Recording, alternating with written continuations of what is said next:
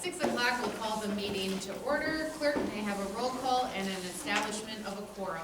Isaiah Crowe. Here. Mary Beth Shaw. Here. Barb Stotts. Here. Mike Wagner. Here. Matt Crowe. Here. Dylan Helmenstein. Here. And I'm here as well. All right, I approve of posting. Please join me in the Pledge of Allegiance.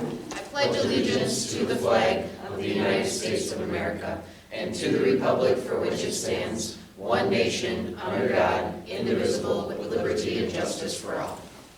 All right, do I have a motion to approve the agenda? So moved. Second. Any discussion? Hearing done. Isaiah? Yes. Mary Beth? Yes. Mike? Yes. Matt? Yes. Forgot your name. Dylan? Yeah. Angie? Yes. Hello, yes, as well. We're not used to a full table with us. All right, moving on, no public input tonight, so we'll roll into minutes and payroll. Do I have a motion to approve the Board of Education meeting minutes of March 10th, 2025? So moved. Second. Any questions on that? Hearing done. Isaiah? Yes. Mary Beth? Yes. Mike? Yes. Matt? Yes. Dylan? Yep. Angie? Yes. I vote yes as well. First item of business tonight will be a presentation and update from Dependable Solutions. And Joe, our IT consultant, will be joining us. Sick. Well, I'm going to tee you up a little bit, Joe, so take a seat. So just a little background as to how we arrived at Dependable Solutions working with the district. So when we, as a team, started looking at technology, especially looking at what we're doing for like student devices and things like that, and looking what our long-term plan was, we realized that there were some gaps in that. And we had a tech integrator position that we hadn't filled yet. And instead of just saying, hey, let's fill that position, we were like, let's figure out first what we might need, because we all were wondering what we really needed. And so I'd worked with Joe before, and he's worked with lots of districts in the area, and so we hired them on just to come in to do a gap analysis to start, and that involved bringing in focus groups of staff and administrators just to learn more about how we do things in our district. So then at that point, Joe put together a proposal for us, and then that leads us to today. So Joe is so good at explaining all of it, and I know that he prepared just a summary that I put in the documents for you, as well as just right now what it looks as of today, our budget and what our predictions are for the upcoming years ahead. So based on some of our conversations. So I'll give it toE, and then we can have Perfect. questions. If I stand, am I still in the camera? Yeah. Perfect. I just want to be able to make eye contact. Yeah, that's great. So first of all, I appreciate having the opportunity to work with the board. I'm the owner of Dependable Solutions. We're an IT consulting firm. We've been working with schools. Our first school we brought on was 2004. We now have schools in Wisconsin, Iowa, Minnesota that we help out with. We are everything from their entire IT department up through like Sauk Prairie right up the street. They have 2 on-site people. We manage them and we fill all the other pieces in there. And other places like Wisconsin Heights, we come in and we do special projects, gap analysis, anything from technical to business. We're a little bit different than your average IT company because we're not just technical. We understand different budgets. We understand, we're very familiar with what schools went through with COVID. We understand all that stuff. So we're able to bring a different perspective that looks not just at the tech perspective, but looks at total cost of ownership, looks at what are some of the best ways you can budget for what you're doing. How can we get you on a standardized budget? How can we get you something that works for a school district, yet is still industry standard so that it's able to be supported at the most cost-efficient ways? So that's kind of what we start with, a big picture scenario. We were brought into the district, as Superintendent McGrath mentioned, to basically do what we call a gap analysis. Where are you at today? Where do you want to be tomorrow? And how do you bridge that gap and get there? That's really all it is.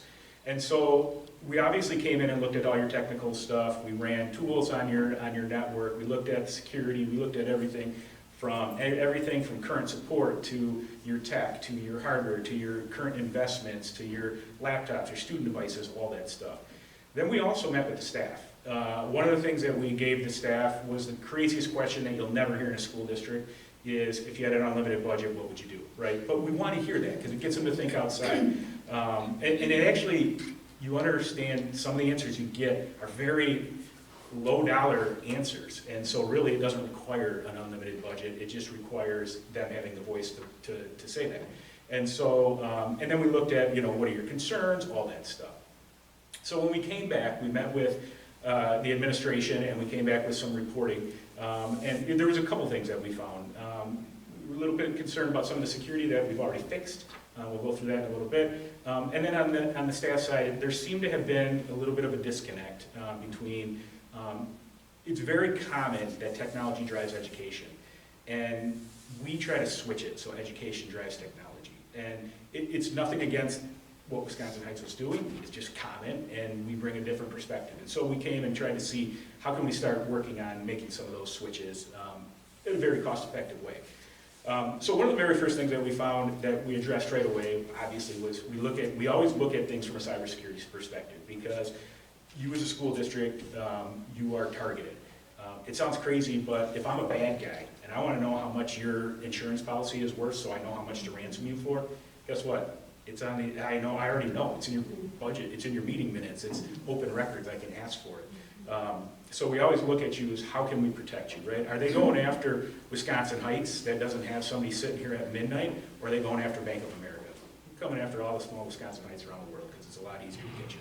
And so how can we secure you? So the very first thing we did is we looked at what's the low-hanging fruit, how can we secure you? I'm not going to go into detail on it in a public meeting, but we started securing you with a lot of that stuff, and I'd be happy to answer any of that stuff later. But we started securing you, we started locking down some of the things that we thought were major risks, and the administration was great. They worked with us, they rolled that out to the staff, and so that was one of the first things we focused on. Then we started looking at what would happen if you did get ransomed? How can we protect you? We looked at your backup solution. We didn't think it was sufficient. That was another high priority issue that the administration took care of right away. Not only now are you backing up locally, you're also backing up off to the cloud. God forbid, tornado, something hits, ransom, whatever it is. We've got multiple backups, multiple states throughout that'll protect you. We started looking at things like, are you taking advantage of E-rate funding, which is federal dollars that the government gives you 60 to 70% towards things like wireless and switches and internet and all that. The good thing is you are. You have been taking advantage of it. You almost missed out on some of it, and we worked with the administration to hurry up and get you back into that so you didn't miss out on some of that stuff. So you have now taken advantage of all your E-rate funding that you were eligible for. We looked at, as I mentioned, sometimes just listening and asking people unlimited budget. I'll tell you, those kindergarten teachers, they are probably going to come and hug each one of you, because one of the things they wanted was iPads. 75 iPads, well, yes, there's a price, but it's not an unlimited budget, right? It was, I think it's in here, but it's 20-something thousand for all the kindergartner teachers to get enough iPads that would really help them with their students. They were running on outdated iPads. Half of them couldn't even take updates, which means they weren't secure, and they weren't working the way they needed them to. And so those are kind of the things we love to hear about, because they don't realize they're thinking they're asking for the moon, and really what they're asking for is just something to work in their classroom. And so we were able to address some of that, and the administration moved forward on that. The other thing we started looking at is staff laptops. So a lot of schools did what you guys did in 2020, 2021 with, there was what was called ESSER funds, one-time funds you got to use. Everybody took advantage of them. Everybody forgot to budget for what do you do every 4 or 5 years when that stuff's outdated. So we started looking at how can we realize your current investment that you have in laptops for your staff, and how can we slowly start to get you on a 5-year rotation so that you're not having this giant expenditure every year. And so we started that process as well. You're currently coming off a lease with some of your laptops, well, all of your laptops, for all your staff laptops, that ends. Now there's what we're recommending, and there are plans in what I gave you, but really what we're recommending is let's find a way that we can realize that investment. So let's take, there's 75 laptops, 75 staff members approximately, so let's get 25 of them right now. Then how can we take, then look at getting another 25 in July 1, and then let's go another entire year and buy another 25 of them so that we're starting to already spread this out. We recommended high-end devices that will last you, normally we say 5 years, these can probably go 6 years, so that we'll be able to start realizing that 5-year budget that we want. But then we also didn't want you to lose your investment on your leases. So you don't have, unfortunately in 2020, 2021, you didn't do the dollar buyout, you did fair market value buyout. So it's $149 per laptop to buy it out. However, there are some needs in some of your science rooms and some of your other areas that we think we can take those laptops, buy them for $149 instead of spending another $1,000 on a machine, because we still think you can get another, if they're in a limited environment where they're not getting taken home and being used all the time, we think we can get another 2 or 3 years out of them. So let's stick them in the science classrooms where they need them. And then let's keep 5 or 10 probably for spares, and then let's take another 10 or 15 of them and return them back to Dell because we don't need them. So we're looking at stuff like that, and we've already started moving forward on that. We looked at your firewall. There were some things that we didn't feel security was correct on the firewall, so we recommended different licensing. That's been moved forward on. The other thing too is there was some ways that your network was set up that maybe is an industry standard. And the reason we try to get you industry standard is a few things. Number one, it makes sure that your dollars are spent on the tools that are being developed in the industry and most supported. So it helps with that. But the other thing that it does is, let's say that your IT person wins the lottery tomorrow and quits. You want to be able to find somebody right away that can come in and start supporting that. So we want to get as much stuff on industry standard as possible. So we started looking at that, and we're currently reworking your firewall and all your internal network systems to be rebuilt so they're industry standard. So that's in progress already. In fact, I know some of that's happening even tonight. Then we started looking at some other things. We started looking at your budget. You know, how do we get you on a 5-year budget? You know, I think historically, you've been in a 300 to 350-ish range. We actually think you'll probably need to be in the 400 to 450 range to really maintain a strong budget. But for this year, and again, I don't know how much in addition to the budget it was this year, but I think we asked for approximately $140,000 to kind of jumpstart it for the remainder of 24, 25. And then I think in 25, 26, we're basically saying, hey, if you can afford it, it's right around 570, 580,000. Then in 27, 28, you start dropping back down into your normal 400 to 450 range. And then I think you can maintain a $400,000, $450,000 range for your budget, which includes student devices, staff devices, all that stuff. So trying to just get you on something that you as a board can look at and plan on over the, as you start doing some of this planning that you guys are doing. We're looking at everything from smart board replacements, which, people don't realize that, but it always seems like for instance, the elementary, when you redid that, it's got all brand new smart boards. Well, what's going to happen in 6, 7 years? All those devices are going to need to be replaced, right? So a lot of the other areas, you have all smart boards that again need to be replaced right now. How can we get you on a cycle to start replacing those? We looked at that, and not in a 5-year cycle. We kind of looked at those devices in a 7 to 8-year cycle to try to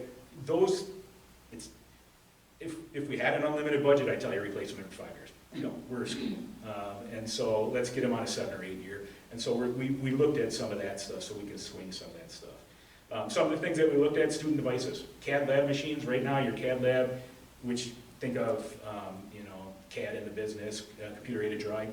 Your students use CAD. How can we get that lab updated because you need a newer lab? And so we built that into the budget. The student devices. Right now, high school students have all laptops. Everything is done. And you even think about what you guys do, even in your offices.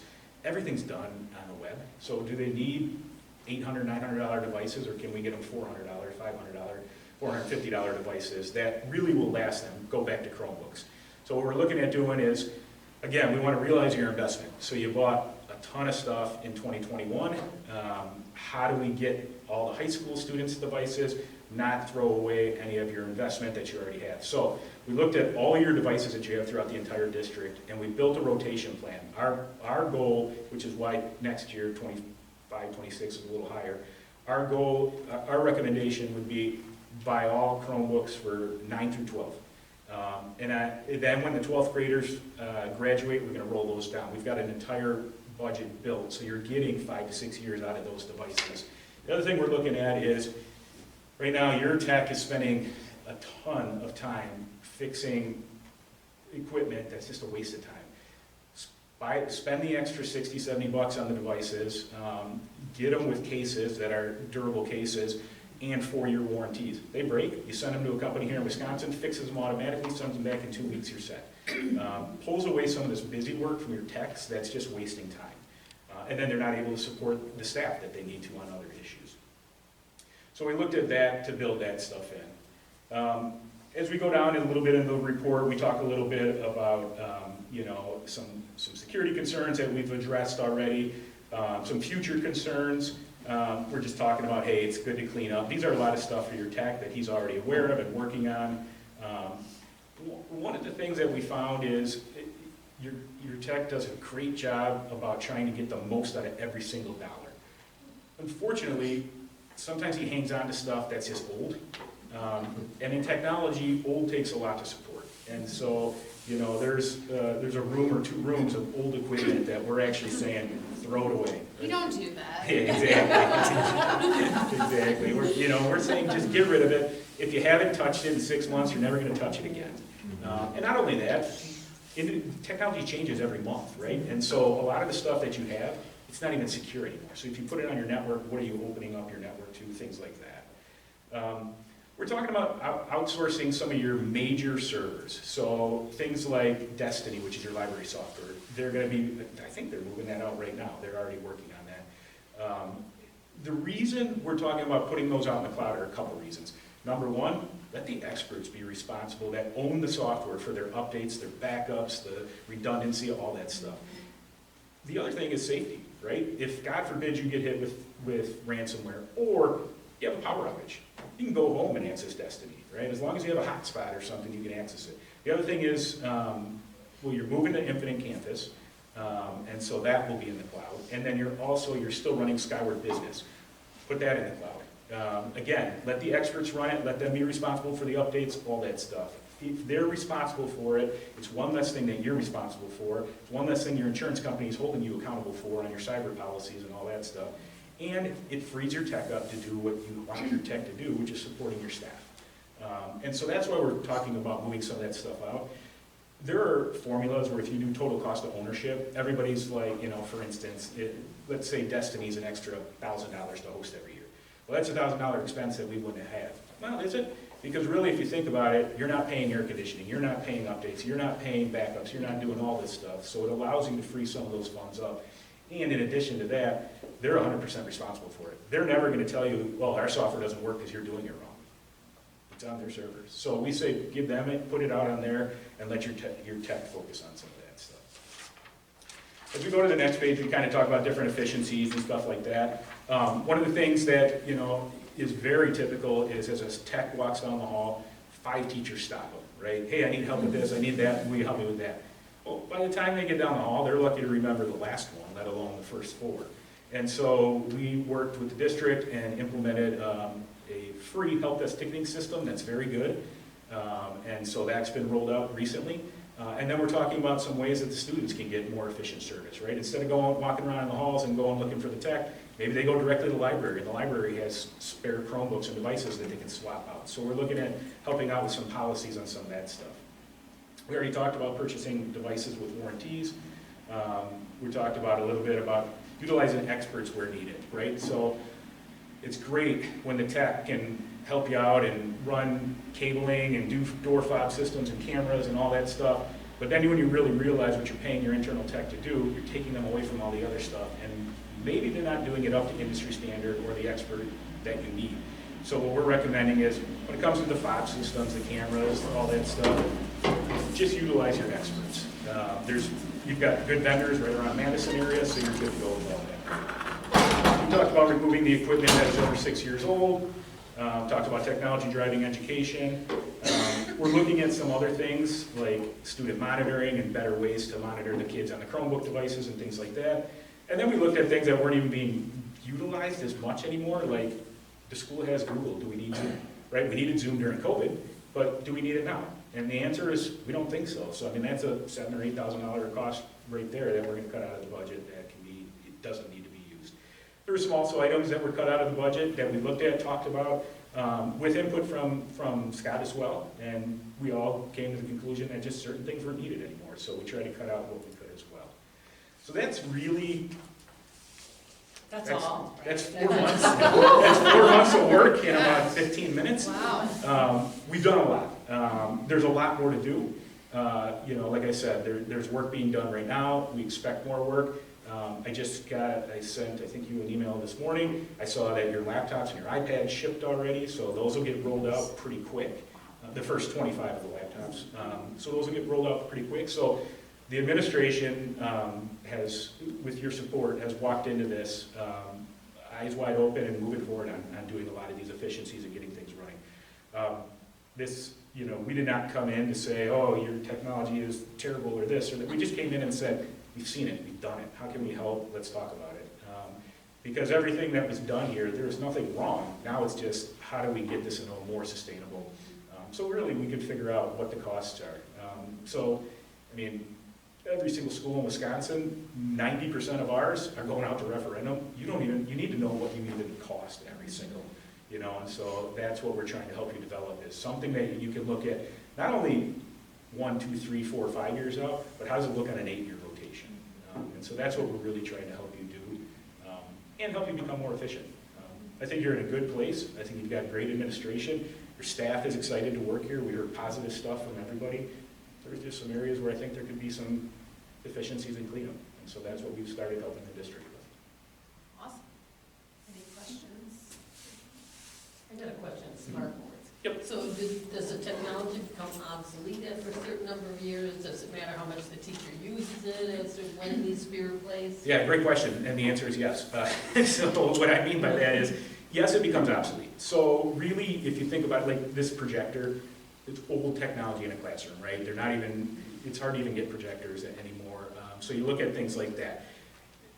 Then it comes down to what's it being utilized for. And so that's really it. And we've started having a conversation with your admin team of, does it make sense? Does everybody need a smart board? Because a smart board is roughly $5,000, right? So does everybody need a smart board? Or maybe you look at, and I don't ever recommend classroom by classroom, but maybe PLC or grade level. Look at the different levels and say, what are you using and what do you need? So Sauk, when they rebuilt their high school, what they did at the high school is everybody got a television other than math and science, because math and science really use the touchscreen, because you can actually dissect animals with the touchscreen and all that stuff, so it makes sense in science, and you're dragging stuff around in math, and I don't know how much, because I didn't go past number 2, but you're doing different things, but then in the other grades, they just needed a screen. And so, if you can get 5 TVs for the price of 1 smart board, maybe it makes sense. Some of the lower grades absolutely love it, right? Even, the kids are dragging letters and dropping things and doing stuff like that. So it really depends.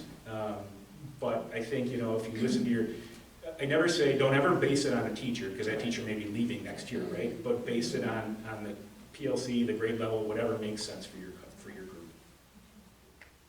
The federal dollars that you made reference to that we were E-rate. taking advantage of, who does that come out of from a silo standpoint? I guess what I'm Will it be getting cut? at- Yeah. Yeah. We all know now, right? And so, yeah. So if you ever look at all those crazy taxes on your cell phone bill, that's for E-rate. And so all those weird numbers, that's for E-rate. And what they basically do is it funds internet, and it funds what they call Cat 2, which is anything that gets you to the internet. So your switches, your wireless, all that stuff. At this point, they're not talking, none of that is on the chopping block at this point. I think they understand that it's some schools like Wisconsin Heights and rely on these funds. I mean, think about it. If you told me today to replace your wireless, we're probably talking a $100,000 project. If I can say, it's a lot more palatable if I tell you 50 of it's going to be paid by the feds, or 60, whatever percentage you're in. And so at this point, it's not on the chopping block. I don't think it'll be, but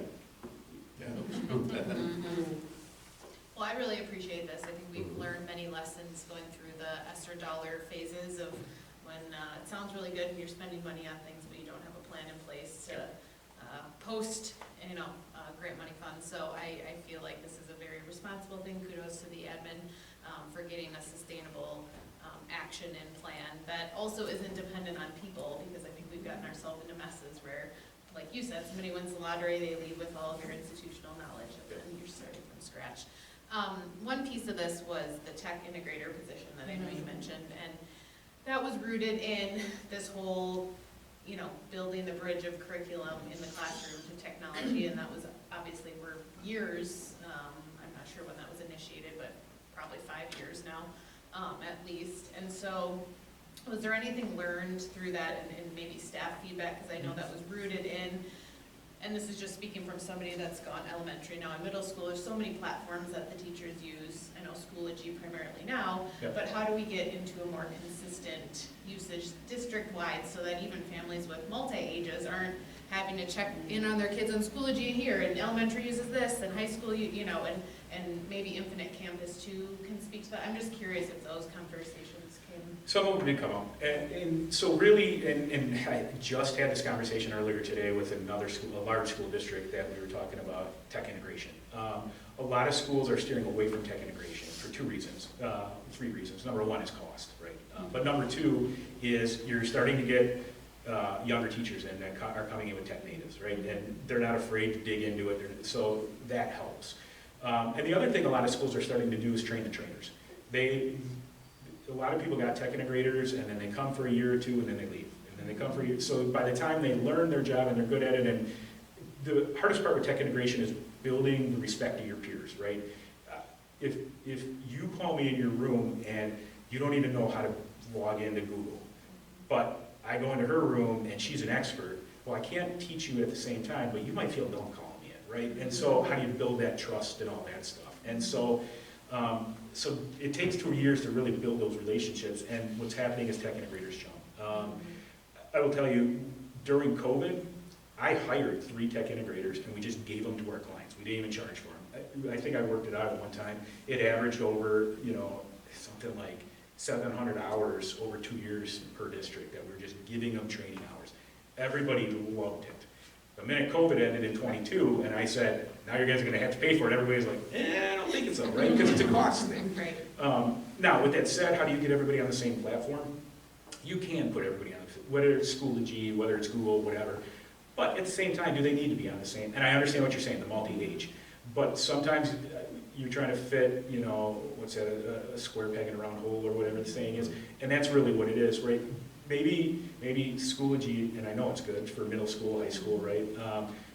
At the lower grades, it's nothing more than just kind of links where they're clicking on and stuff like that. And so, but then maybe that's something to look at. If the admin says, hey, we're gonna run it K through 12, okay, how do we make it relevant?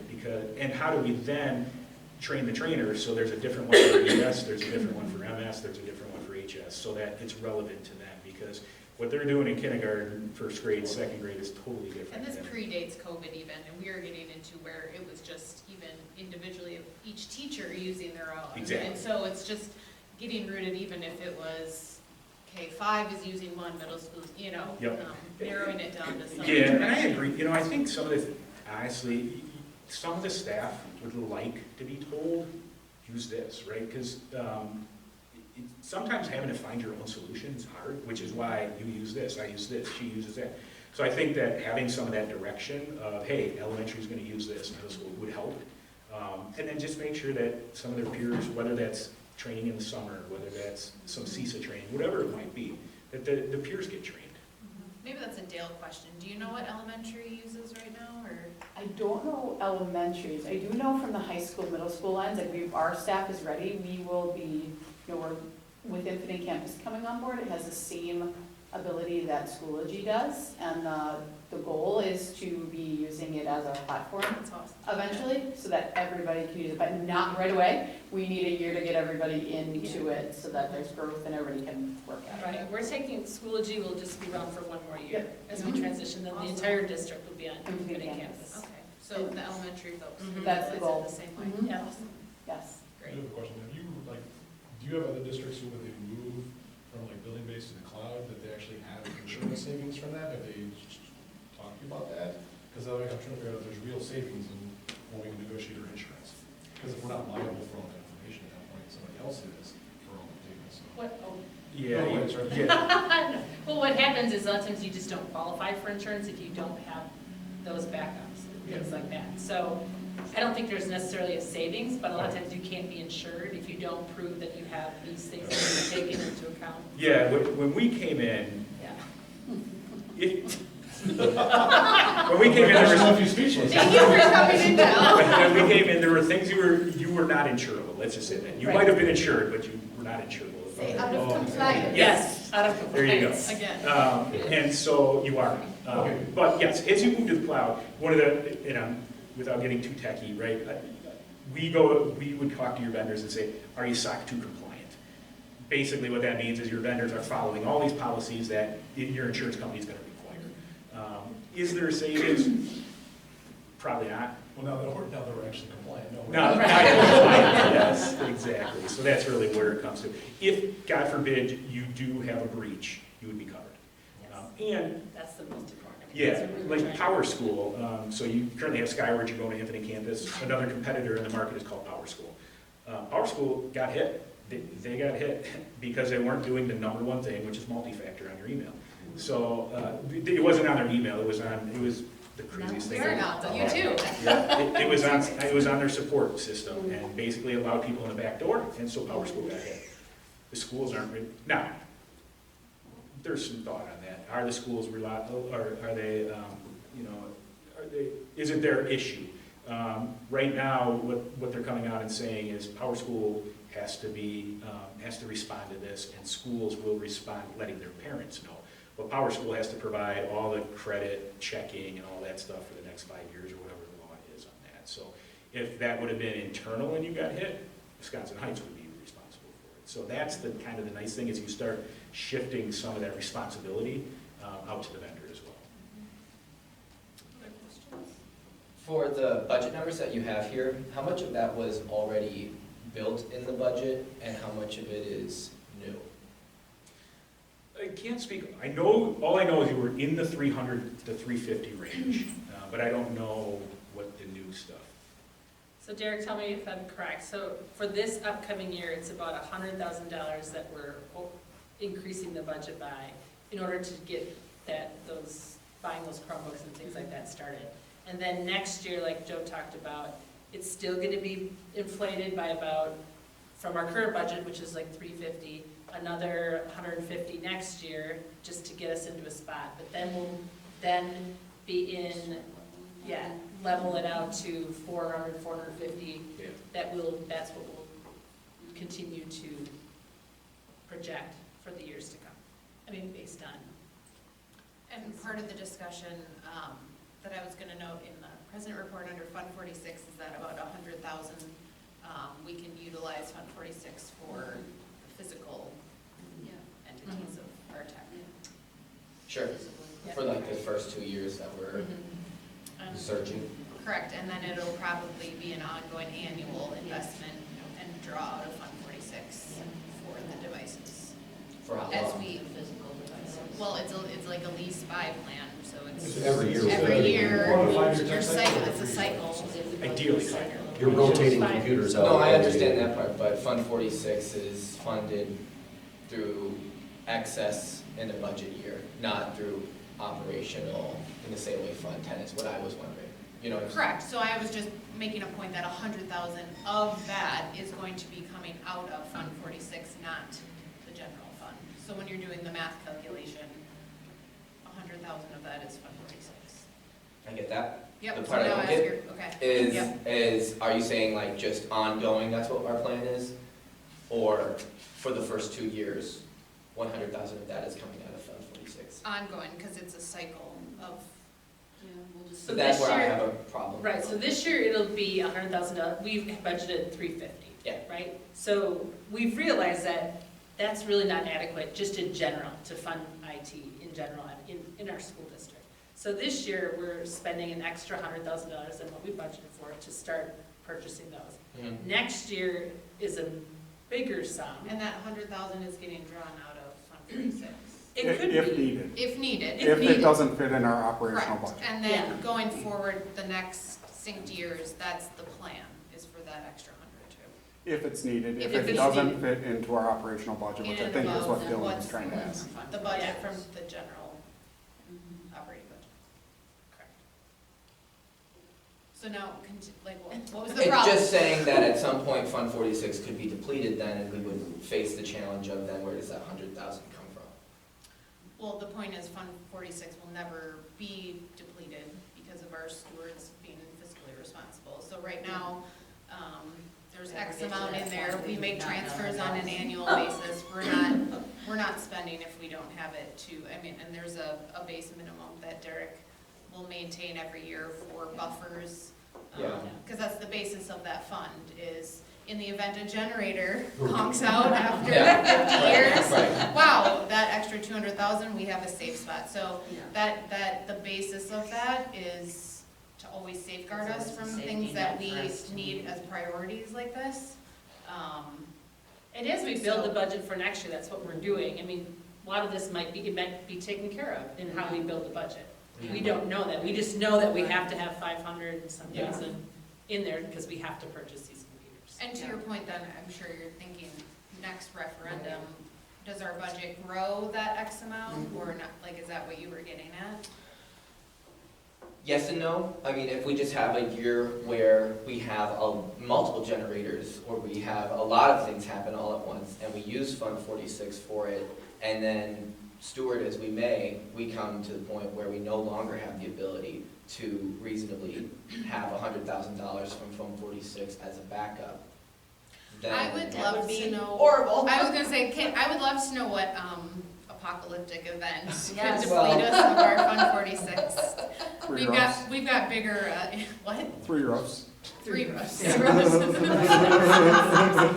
So all of our roofs? Yeah, all of our roofs collapse or if- deteriorate all at the Aren't same we, time. Or 3 sections. maybe I'm not understanding, but once we get to that base, you're projecting that 400, 450, that number will be in our budget. Then we Yeah, may that's not correct. need that extra Yeah. 100,000 on Correct. top Right. every Correct. year. It's just We're these gonna first start couple of putting years that that in we our would need budget. it. It's We'll just do a- that That's step good. cycle at that point. It's just a Yeah. Yeah. placeholder. Yeah, we just That needed to it's get a us to plan that B. point, and Okay. then after That I'm that. good. So it's not every year, it's Yeah. just these Yeah. first It's couple not of every year years. we're gonna Yeah. be pulling from that, it's just Correct. till we get to that point where we're gonna need to set that new budget of the IT part of it, that Okay. is automatic. And I also think there's opportunities to cut that sum too. You know, one of the things I look at is if we get Skyward and Infinite Campus and Destiny and all these servers out, so Yeah. they're not being touched anymore, then what do we have left? If we say, well, we only have data, well, why don't we move that to Google? Google's free. So let's move the data, make sure it's secure out there on Google Cloud, and then now what do we need servers for? Well, if we don't need servers, we just saved 50, 60, 70 grand every 5 years from having to buy new servers. So I think there's opportunities to, you know, this is just, hey, we're looking at it on a 5-year, assuming nothing changes.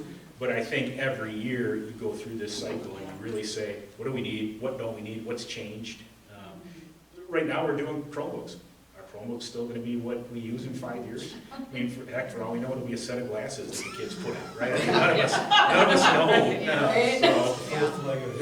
Expenses. Right, and do the glasses go up 500 or do they drop 300? So, you know, that's some of the stuff, technology changes so much. But I think, you know, from what we've seen historically, that's a good number to kind of, a lot of districts your size are anywhere between 400 to 550. I think you guys can do it for 400 to 450. And the important piece too in the Fund 46 is, if it's not on the list, you can't spend it. Just because it's on the list doesn't mean you spend it. So that's why it's more of a placeholder safeguard of sorts if you need it. But it doesn't mean that we have to draw from it. But if we need 70,000, we only have 50,000 on them. Are you, so we're gonna hopefully contract with experts, take things out of the district. Does that mean we're planning on looking at the integrator position in general? So I would say, like, right now, Joe and his team, they're a consultant, we're not moving our IT out of our district. We haven't made that decision, I should say that. Okay. Yeah. So right now, Scott's in that position, it's great, we've talked for a long time about, if Scott were to leave tomorrow, like, no one knows what to do. And so it's really important that we have folks that have come in and give us not only really good advice and consulting, but also there to be like, okay, we can help pick up and move you to the next level. So right now, what we anticipate is just utilizing dependable solutions to get us through this, get us to a place where we're feeling good, and then decide, do we still need to have their consulting expertise? And it's a variety of costs. It can just be like once a month check-ins, or it can be full-time like they do at SOC. We can make that decision. Right now, it's just a consulting piece. It's not, they're not hired as staff necessarily, it's more support and assistance with some special projects. Does that answer your question? Yes, and That's it. you're talking about contracting for Destiny not being here, so we're not hosting the service here. You're talking about warranties so that the IT is not focused on fixing it for people, so that they have time to do their tasks here. But there's also a piece of that of now they have more time, and do we need the integrator position, or just are we saying we need more budgetary space and still that integrator position? I would say we put a pause on the integrator position Yeah, we have to clean this up and figure out what we need. Okay. Yeah, I agree. I mean, I think at this point, first of all, I'll be the first to say, anybody that says a tech can teach a teacher is wrong, right? A tech has never stood in front of 20, 30 students. And so I could come in and say, no, this is how you use Google. But a peer coming in and saying, this is how you use Google is a totally different thing. So we've seen it fail if you try to put your tech in that teaching position. Now, with that said, I also think if you focus on some of these budget items and you know, getting the working devices and outsourcing some of this stuff, and having your tech available to take care of the immediate needs that the teachers need taken care of, and then maybe utilize some of your teachers, train them in the summer with CISA and stuff to be train the trainer peers. I think that's where you'll see a better investment on or better return on your investment. Thank you. And I will say, Dale he's been taking the lead on this and really been that, kind of the mediator between Joe and the school district, so that's been really great to have him. Yeah, it's been great working with the entire team, and everybody we're working with. We're really, really pleased to be working with the district. Any other questions? Well, I'd say we're best positioned probably ever in regards to our IT department, so thank you so much for all your work on that. Absolutely. You guys have a great night. Yeah, thanks for so much, coming. Joe. Appreciate it. And Joe, you do not need to stay. No, for you the do rest not of need the- to stay and listen to it. There's no. As exciting as it is. Right. I sat through a few of these. Oh, I'm sure. They could take that position and then stipend people who want to do trainings for the district, so that that's another way to increase some of those budgets eventually. True. Yeah. For the salaries. Okay, thanks, Joe. Thank you. All right, moving on to We'll find a YouTube video. reports. Self-training.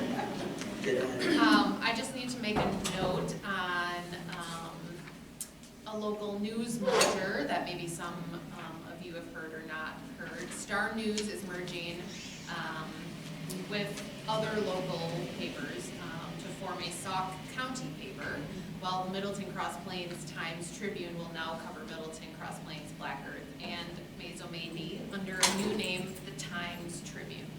So we will be making our posting to both of those before the formal designation in April, when we will now designate the Times Tribune as our posting. So it kind of goes back to the municipal arrow days, I guess. of Middleton. Sounds fancier. Yeah. Yeah. Yeah. And then also the Fund 46 update, we met on trying to get a plan in place for better communication and updates as far as the fund goes, and kind of came on starting at maybe a biannual basis during the school year of August, kind of, and Bill will be included in this.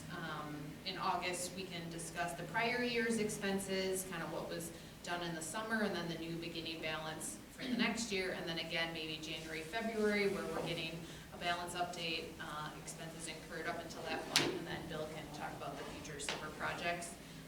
And I get that that's part of the discussion, is like, okay, how much money do we have, what is going out on an annual basis, what are we expecting for the, transparency is best in understanding where the money comes and goes. So we'll start kind of at those two dates. Obviously, there could be updates, in the meantime, but having two designated placeholders on the calendar where we know we're going to be getting thorough discussion on that will be good. And then just updating everybody, Matt, Dylan, and I went to our state capitol and met with some lawmakers now a couple weeks ago, through the WASB. Met with Representatives Bear, Novak, and Jors, and Senator Hasselbein, and somebody from Senator Markline's team. And there was definitely consistent messaging from schools regarding our spec ed reimbursement. Right now, they said 33%, came in under 30, and the ask is to inflate that to 60%, while noting 90% is the target goal, which is what our private schools get reimbursed at. So we'll see where that goes.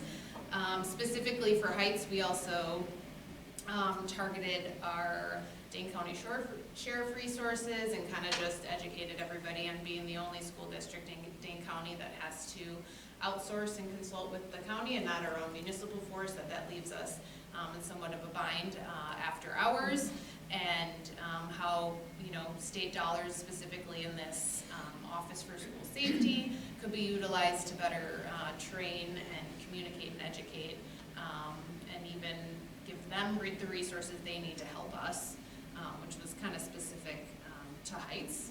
And so, do you guys have anything else you want to add to our time that was noteworthy? I think it was useful, and I want to feel like our voice helps support the spec ed stuff specifically, but those nuanced issues. But I also felt like personally it was also useful to see the process from my end as an education. Like having been to the U.S. Congress for specific things before, to see how it works and doesn't work in the state, and also kind of their notion of how the budget's going to go based on how much they're linking it to the Supreme Court vote and all of this stuff, just kind of understanding the timelines of some of that stuff. They flat out said there won't be a budget on time. Yeah. It's gonna be delayed, Yeah. there won't be a budget. So, I do Great. feel like specifically the spec ed question, most people seem to really, I guess, I felt like they got it, what that materializes into, I'm not sure. It was educational on both ends. I thought it was worthwhile if you guys ever want to do it. And I always think, speaking to other school boards and hearing what's going on in their district, it's almost more useful, because they are people who know what it's like we do, to sit here on Mondays or whatever their days are.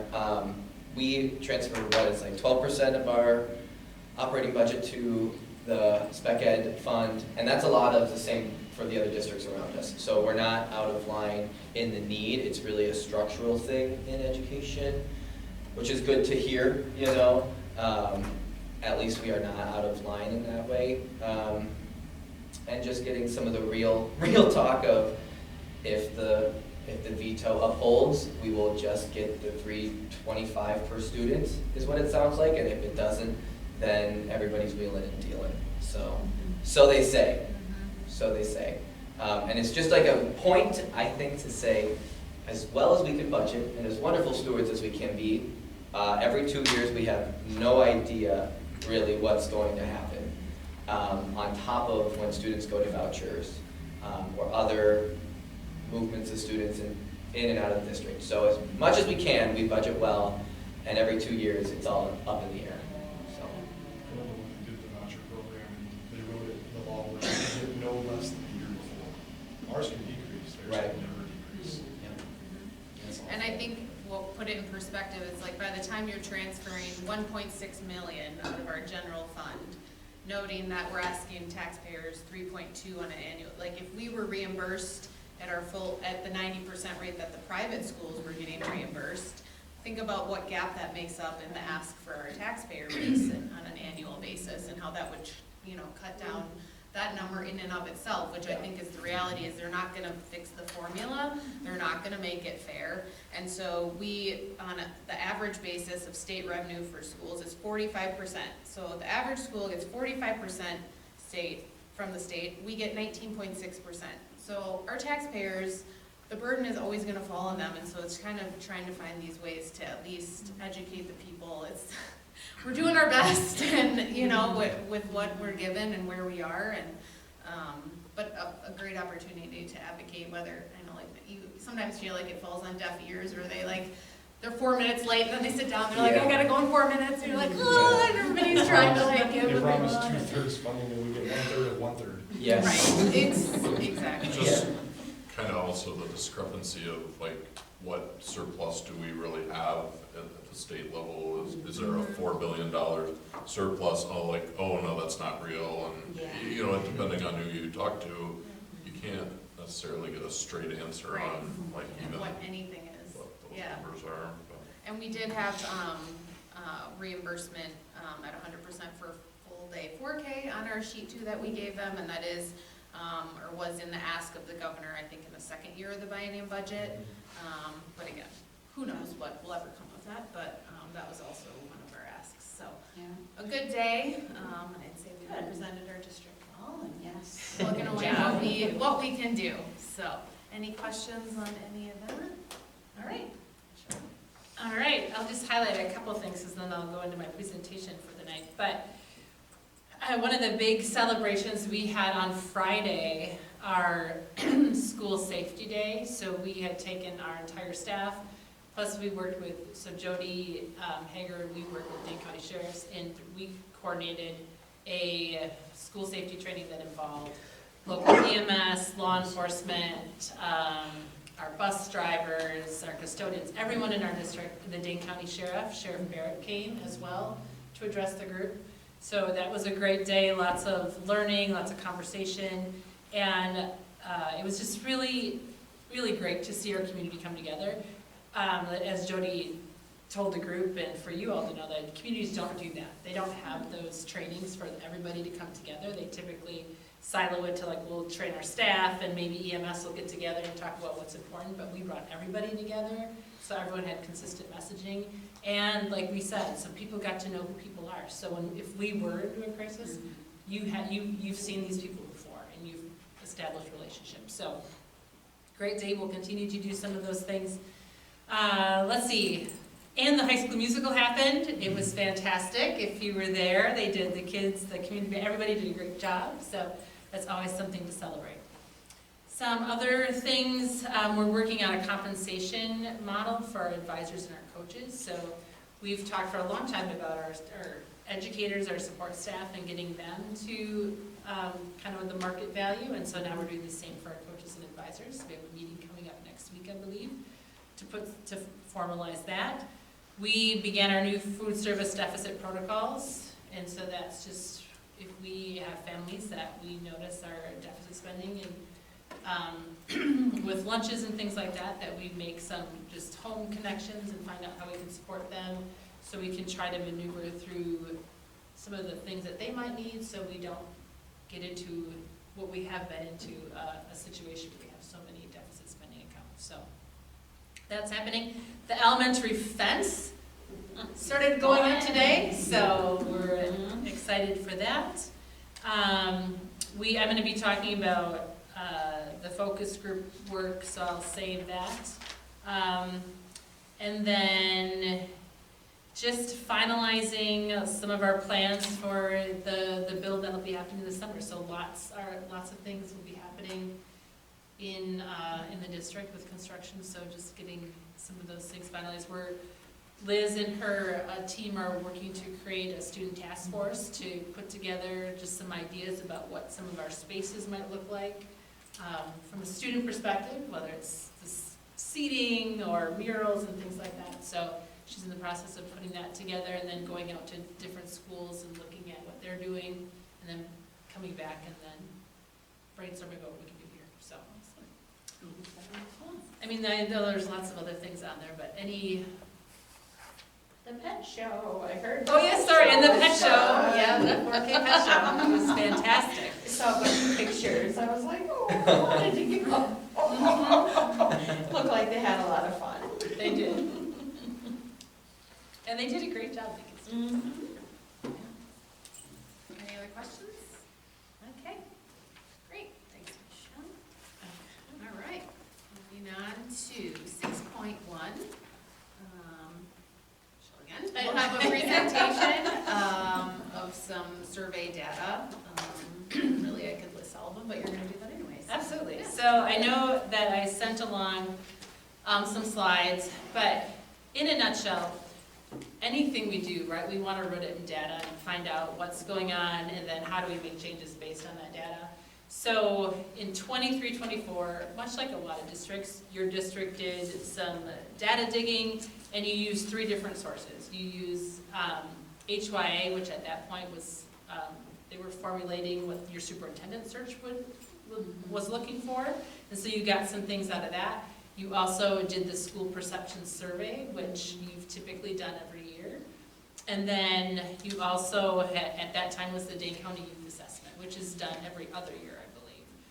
So the data I'm going to share tonight was what came out of last year's data, but that'll help tee us up so you know what we're working on this year and into next year. Because eventually we will do, we're not looking for another superintendent, so we're not doing the HYA. You better say it. But, got that on tape. But we will be doing school perceptions, and Dane County Youth Assessment will happen again the following year. So just so you know as we go through some of the things. So with the HYA data, so there's, in all of these, there's strengths and there's challenges. So you can see the strengths, a lot of it was district-wide and safe schools, and so the HYA data, that was staff, community, parents. It was a wide spectrum of folks that were surveyed. So those were some, you can see the strengths. Challenges would be, and we've talked about this just from a community standpoint, just housing, what we were able to pay our employees, diversity in the school, and the list goes on. I guess I'm more concerned about some of the next ones. So it's the school perceptions. So we sent a survey out to students, parents, and to our staff. So you can see, so for students at first, so some of the top student scores were, I have friends to hang out with, I try my best at school, I can go online or use a device, I have friends to help me, teachers treat me with respect. The most concerning to me is when you look at the bottom 5, so where it says that I can relate to what I'm learning at school, and I think that's typical of kids, I think that they'll typically say that, but the next ones are the most concerning. If I were bullied, I feel comfortable talking to someone, and only 63% of our kids feel that they can talk to someone in our building, which is concerning, as well as I feel safe answering questions in class. I'm proud of my school, only 66% of the kids felt that. And then most kids follow the rules at school. And I know that's something as we moved into this year, like some of what we saw came in last year, that we've really been working hard at, is just trying to make the expectations more consistent, making sure that kids feel safe, that they have trusted adults they can go to. We have as you know, the SUSO, all the things like if you see somebody getting bullied, if you see a threat, we've had lots of kids take advantage of that and feel that they can come to people. So those were some of the things as we looked at what happened, the data we got the year previous and what we've done. Same with parents. School facilities are clean and well kept. I mean, we have the best custodians on the planet, right? But I think for the most part, parents felt that they trust their teachers, that they trust their school, they're proud of their school. Some of the bottom things is just around, to be honest, I think the parents gave a positive outcomes for the school. The ones I'm probably most concerned about is just the bullying one. Is that parents not feeling that they weren't satisfied with what we were doing with bullying. So that's been a focus that we've had this year, and we will continue to have it. And then staff, this was another one that I was, people are proud, they feel safe, but if you go to the bottom 5, just discipline wasn't handled consistently, our practices weren't effective. We're addressing the pay practices, that was the lowest one, but the social and emotional needs of our students aren't being met. So a lot of these things we're looking at now, but we need to continue to look at because we need our staff to feel that they're valued, supported, and that they feel that this is a good place. So this leads into the next piece of data that I'm going to share with you are all just with the students. So the first ones are middle school data points. And so And so the Dane County Youth Assessment looks at connection, belonging, but it also is prevention, anything alcohol, drug related. Suicide, all of the things. So the pack of data that we received is about that thick. There's lots of it. I just took a couple things from it that to me seemed very alarming. So like I said, this was last year. Typically this is something we should be looking at every year. Anytime we get this assessment, we should be looking at where our practices are. But if you can see, our middle school students, about 30% of them have felt sad or hopeless. You go to the next page, in the past 12 months, if you seriously thought about killing yourself, 23% of our middle school students said yes. It's a quarter, oh my God. Yeah, I mean, that's alarming. Yeah, Um, that's sad. And, you know, when we get to the high school, it's the same sort of data that we received. But if you keep on going with the middle school data, so some people would say that this is like, so you say when you're filling out this form as a kiddo, you say like have I done, alcohol or drugs? But then you also give your perception, like, well, is everybody doing it? And a lot of times it's better to go on like what's their perception of what's happening, because a lot of kids just won't say like I'm using, right? So a lot of times these are the data points that you really need to pay close attention to. So you think about like drinking alcohol. This is middle school, but about 20% of the kids think that they're drinking alcohol. 20% using marijuana, and if you look down, using vapes. So like saying more than half. I mean, if they're saying like more than half of kids are doing it, that's a lot of kids that they're perceiving are doing it. So, and then if you go to the next one, these were something like I feel safe at school. You have a good number that agree, but you have 20% that say they don't, or that the adults that are there to help them, support them, don't treat people fairly. Or I don't feel like I belong. You have another, like about 30% saying that they don't really belong. And then the last piece is just that bullying piece. Just, it clearly is something that we need to really dive deeper in. And then when you go to the high school, same sort of data points that you see at the middle level, with, in the past 30 days, that mental health piece, feeling anxious or hopeless, not connected. And then the next one, oh yeah, same sort of thing, feeling down or depressed, hopeless. But then if you go to that next one about making a plan about suicide, you have 13% that said they made a plan. They just didn't even think about it. They made a plan to do it. So that's another alarming thing. And then using alcohol, you have 30% of our young people saying that they've used alcohol in the last month. You continue on, they ask where do you get, if you are using alcohol, where are people getting it? You have That is sad. 14% getting it from their parents, Mm-hmm. or maybe their friend's parents' house. And then, like I said, that perception piece in one of the last slides, they're perceiving lots of people are using alcohol, vaping, using marijuana.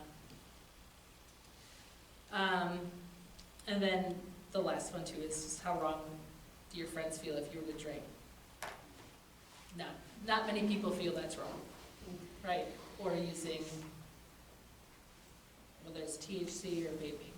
So a lot of data points to consider, a lot of things that when we first started, that we knew that we needed to start tackling right away, but it's not something that you can do overnight, right? So I just wanted to give the board these notes. So we're going to be doing a version of the school perception survey this spring, and using the same questions.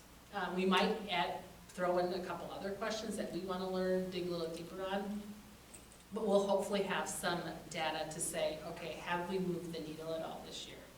We understand that it's not going to be overnight, but we want to know that we're at least moving the needle.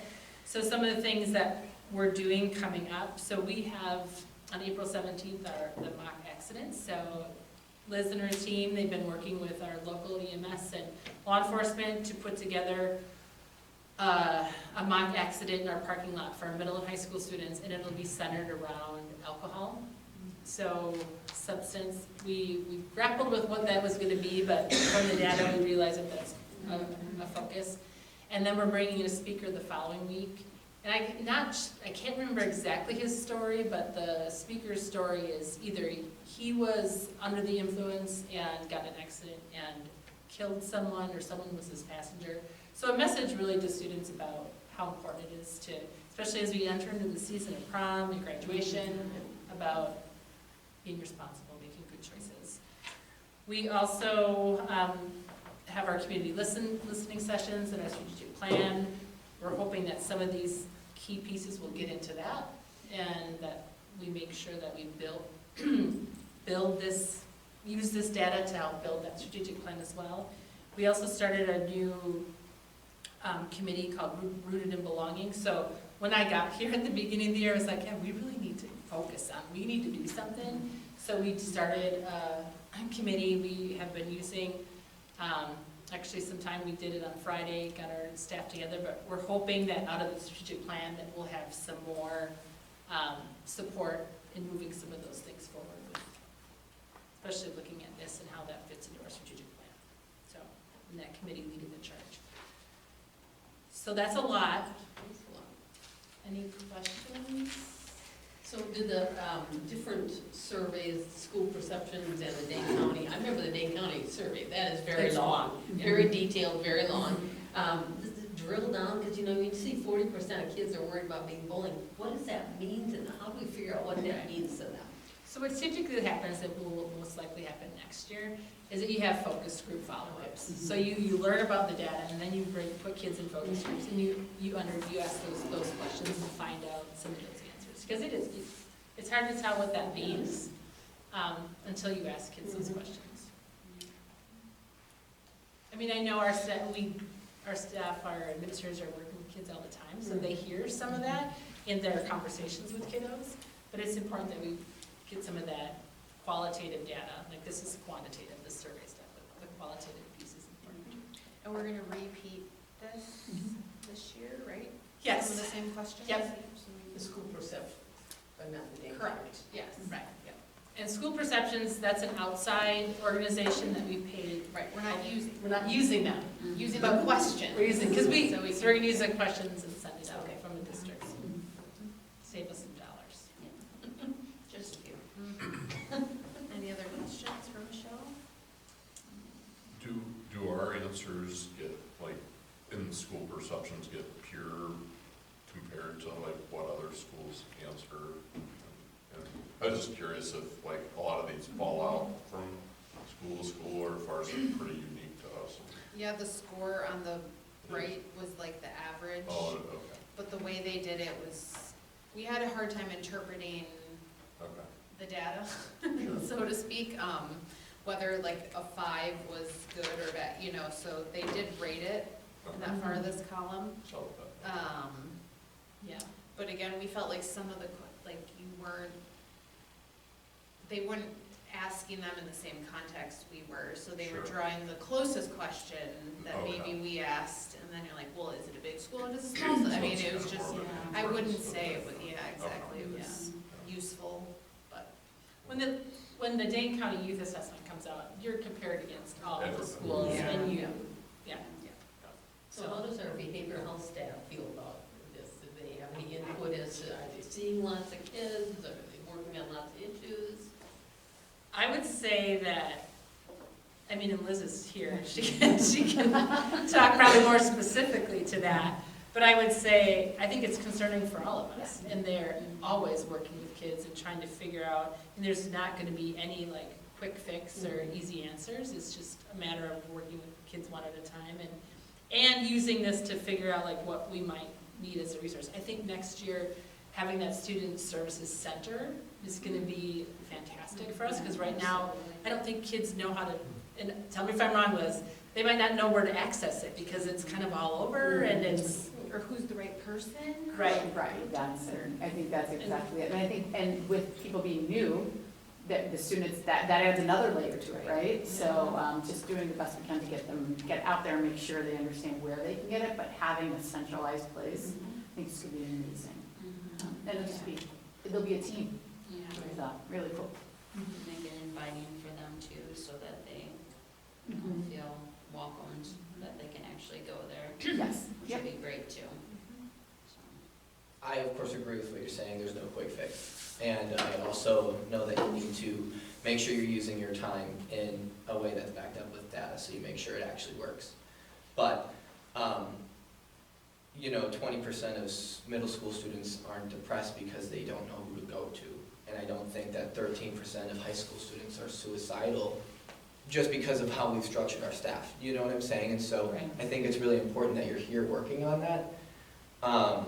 But when does it start to get to the point where, at the district or even at the county level, superintendents and school boards start saying we have to be very bold and we have to be very responsive to this trend that started before COVID, but absolutely accelerated as kids were pushed away from community, I think that we are, I grew up when Instagram and Snapchat were hitting the scene, and I already saw in my friends all of this impact, and now everybody's on it all the time, and the smartphones are with the kids all the time.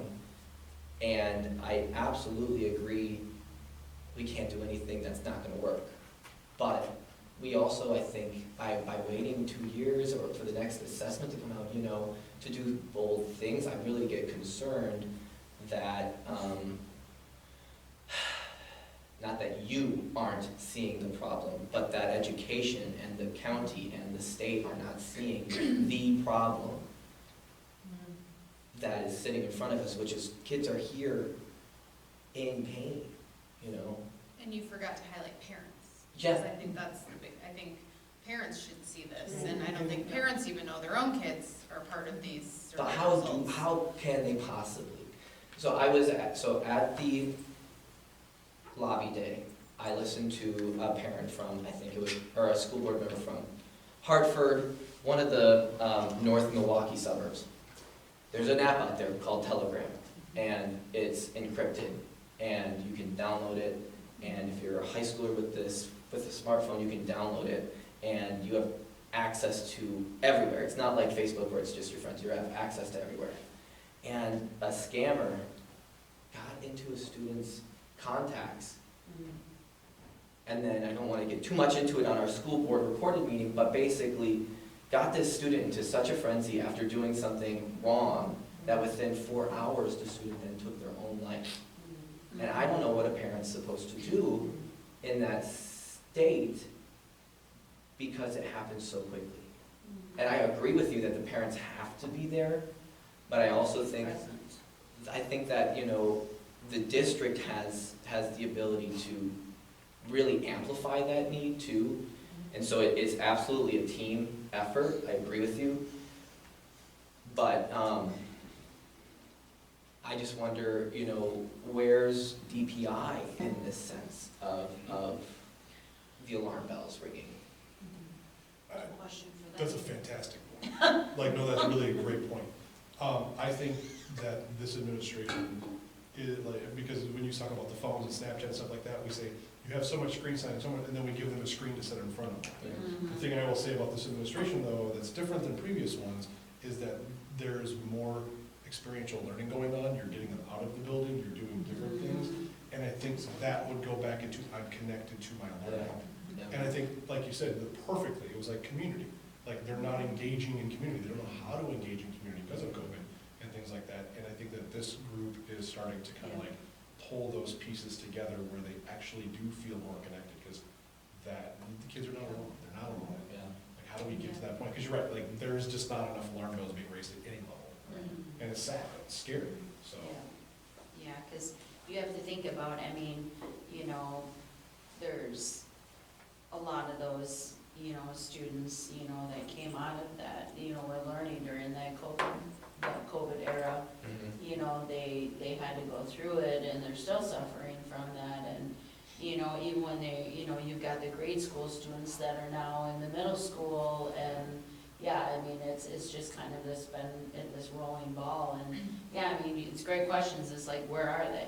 I mean, Right. where is EPI and all of this? Yeah. I mean, those are great questions to ask, and, you know, I think it's, you know, we can do the best we can, you know, from the school district standpoint, you know, and the biggest thing from, you know, having two young kids, you know, one in elementary and one in middle school, and, you know, it's, and those are the younger ones. I mean, my older ones I never really had to worry about, because it's Sure. technology, and they had phones and everything, but it wasn't as big of a thing as it is now with my younger kids, but, you know, a lot of it does, you know, it has to be, the parents and the school has to be working together with that, because, you know, and not only, you know, it's not only, you know, in the schools, you know, thing with, you know, and it's a lot of things, you know, the bullying and the screen time and all this other stuff, but it's like the parents have to be engaging in all of this too, but you're right though, I mean, there's so many apps out there that, you know, you are looking around and you see something and you're like, hey, you know, this is something brand new, but it's really hard, you know, it's really hard, because the school can only control what they can control. Yeah. You know, parents can only control what they control, but everybody needs to be present. Mhm. And I think we can do as much as we can, you know, to try to have the resources for the students. But yeah, you're right, I mean, it goes to an upper level. You know, I think we can only advocate so much, you know, until, and a lot of times it does, like even when you went to the Capitol, does it fall on deaf ears?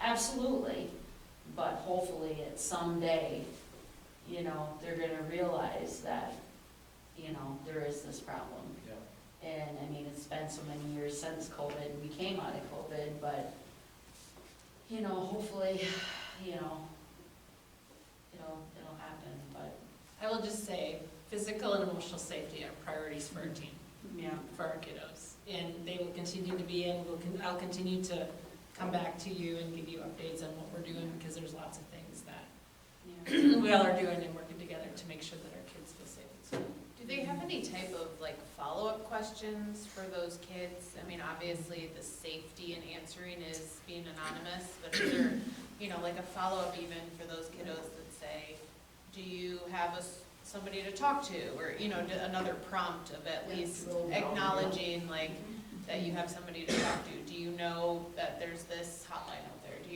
you know, I mean, that to me would make sense if you're actually trying to use that survey opportunity to Right. reach kids that are at least checking that box.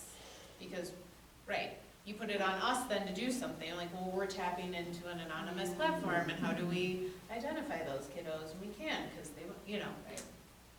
I don't know I who mean, that's- organizes the survey, That's the but crux maybe of we it, can- right, is okay. when you have a survey that you want kids to feel they can feel fill out. anonymous with, and. But, right, so that's why it's we have to have the due diligence to have follow-up with focus groups, to be like, hey, Sure. here's what we learned, and try to get to the root of how we can serve the kids best based on what we learned from those. But at least for like an opportunity to, if you are experiencing this, know that you can call this number. Yes. Know that this is out there for you. There are people, you know, what better way to let kids know that they have outlets Yeah. when they're answering yes on a survey. Yeah, no, And- well, you bring up a great point. I mean, the day that you do the survey, you know, that's a great time prior to the survey. Hey, we're gonna give each of you this is, if you need this, we wanna make sure that you have this. Mhm. It doesn't fix anything, but it's Right. at least there's something that if the kid needs something, there's something physically there. And you know, it's another great thing to remind when we do it. Hey, let's point out the spots of where you can go in our building. Where are the safe places? Who are the safe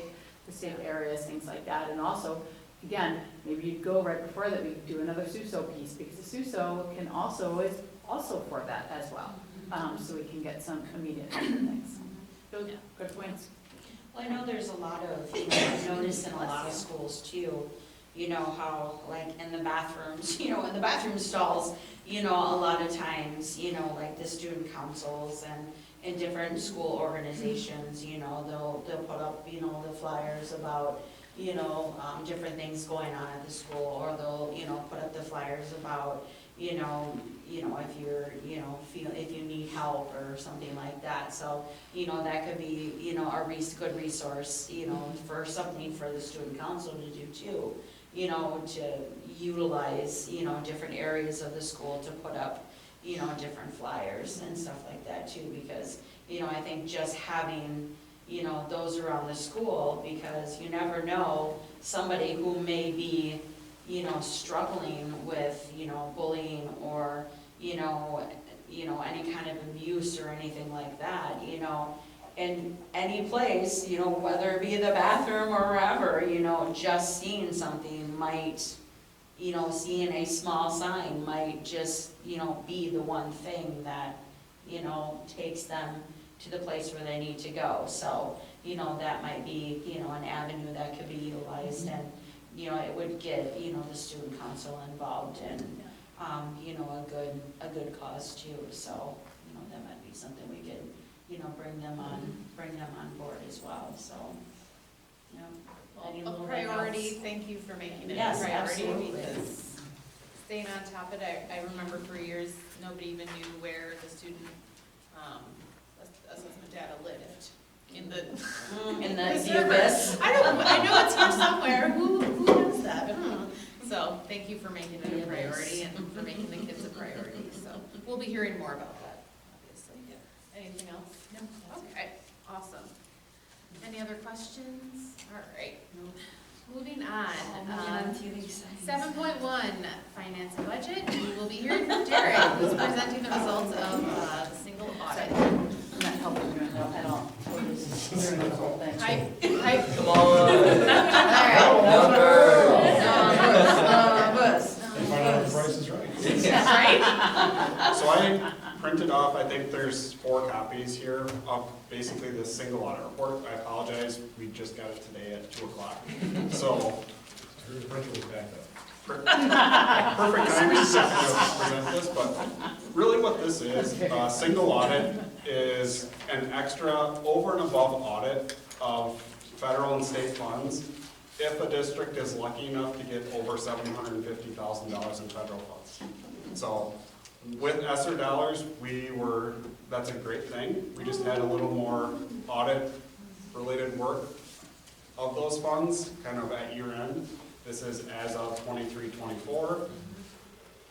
The crux of it is nothing really kind of substantially wrong. There was one additional finding compared to prior years. It was a monitoring checklist that was not, it was completed but not kind of held and kind of kept on site, that they wanted as of February 1st of last year. So we couldn't produce that. They said you can't produce it, wrote it up and said, and we said, okay, now we're gonna kind of put that in our back pocket and make sure we're doing that every month from now on. Sandra is aware of that, we're all aware of that. And it was also just a kind of coming into a food service audit that DPI is doing. It was a good kind of reminder that here's the places of all the requirements related to food service, so it kind of gave us an opportunity to kind of button those up before that DPI audit happened. So it was kind of a 2-part piece of, hey, a reminder, these are very important, they relate to federal funds, and there are people looking at these and checking these, so it was a good reminder for us all to kind of get that prepared for the more important DPI food service. I shouldn't say more important, but yeah, so it's kind of a good reminder, but also a good kind of opportunity to kind of button up our practices in the district related to food service federal funds as well. But otherwise, nothing out of the ordinary. The common segregation of duties that says the district office business staff isn't big enough to properly segregate according to auditor standards. But they don't want to give us the funds to And segregate. they say, you can't do this, but you don't have the staff or can't hire enough people to do it and make it feasible, so we're okay with it. But by audit standards, we have to write them up. Yeah, but they have So to it's- do it regardless. That is one that won't go away, Yeah. and it's just a standard one that us and 340 Oh, funny. of the 420 districts around the state get as well. And the other 80 that don't, it's because they have an audit firm that just doesn't write it up. So it'll be 415. So that's just kind of, this is kind of the final piece to button up 23-24.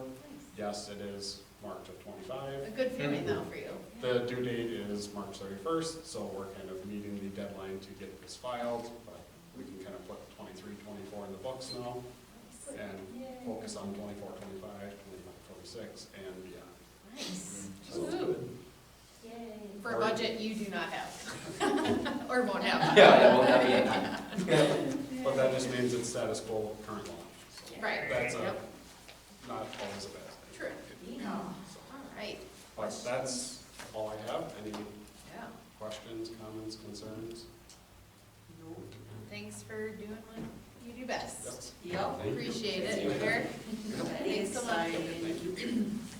All right, moving on to district business and personnel. Do I have a motion to approve 8.1 through 8.6?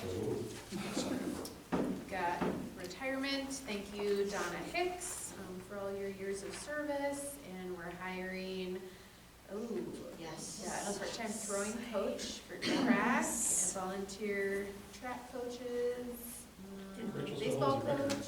She Golf. does still hold some records, yes, she does. Yeah, not shot. Mhm. Awesome. Thank you to all of our coaches. well, that's You're awesome. needed and appreciated. Any questions on those? Hearing done. Isaiah? Yes. Mary Beth? Yes. Mike? Yes. Matt? Yes. Dylan? Yep. Angie? Yes. I vote yes as well. Do I have a motion to approve the renewal of the Wisconsin Heights Barneveld Girls Soccer Co-op? So moved. Second. Any questions? Done. Isaiah? Yes. Mary Beth? Yes. Mike? Yes. Matt? Yes. Dylan? Yep. Angie? Yes. I vote yes as well. Okay, do I have a motion to withdraw us from the Dane County School Consortium, DCSC, effective June 30th, 2025? So moved. I'll second. Michelle can explain why we're doing this. Yes, so, and I'll lean on Liz a little bit too. So this consortium brings schools together to provide support for youth apprenticeships. So, long story short, Monona Grove was a fiscal agent for this consortium and made the decision that they no longer wanted to be the fiscal agent for this consortium. And then when it was brought to all of us as members of this consortium, who wanted to be the fiscal agent, no one wanted to do it. So with that said, we can no longer operate having that consortium because no one wants to take on the fiscal responsibility to be the fiscal agent. So it needs to be dissolved first as a whole, and then we can make decisions as a district to do what we want to do differently with our youth apprenticeship, with getting that support. So there's lots of options out there. There's CISA 2, CISA 5. Liz mentioned, we talked about another one that's, that there's a DWD with Department of Workforce Development as well. I don't know as much about that. I know more about the CISA 5, CISA 2s. And looking at the schools in our Dane County Consortium, kind of looking to see where they're going. Because there is definitely schools in there that are doing amazing things and have been a good, like, kind of a good catalyst for a lot of the things we get to do with youth apprenticeship and Start College Now and different opportunities for internships for our students. Following them may be one of the best choices that we have, because I don't see that stopping with the amount of support behind it from those districts as well. Any other questions? Okay, hearing done. Isaiah? Yes. Mary Beth? Yes. Mike? Yes. Matt? Yes. Dylan? Yep. Angie? Yes. And I vote yes as well. And then we will take an additional action to authorize our superintendent, Michelle, to vote on dissolution of the Dane County School Consortium on behalf of the school board if a vote is called by the DCSC Executive Board prior to the end of the fiscal year on June 30th, 2025. So moved. Second. Questions? Isaiah? Yes. Mary Beth? Yes. Mike? Yes. Matt? Yes. Dylan? Mhm. Angie? Yes. I vote yes as well. We've got 2 donations to acknowledge. First up being a donation of $100 from George Minkle to the Vanguard Racing Team, and another $200 from Enchanted Valley Acres to the Vanguard Racing Team. Thank you. Donations, future meeting dates of note on there. Obviously, April 8th and 10th are our community strategic planning meetings.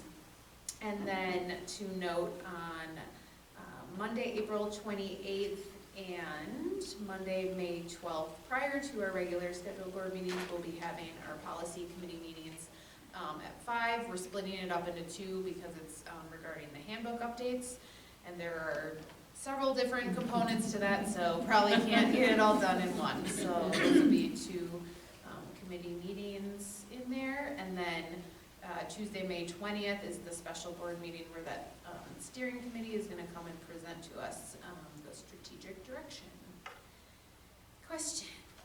Okay, so I will take a motion to adjourn to executive session pursuant to Wisconsin statutes 19.85, parent 1, parent C, considering employment, promotion, compensation, or performance evaluation data of any public employee over which the governmental body has jurisdiction or exercises responsibility.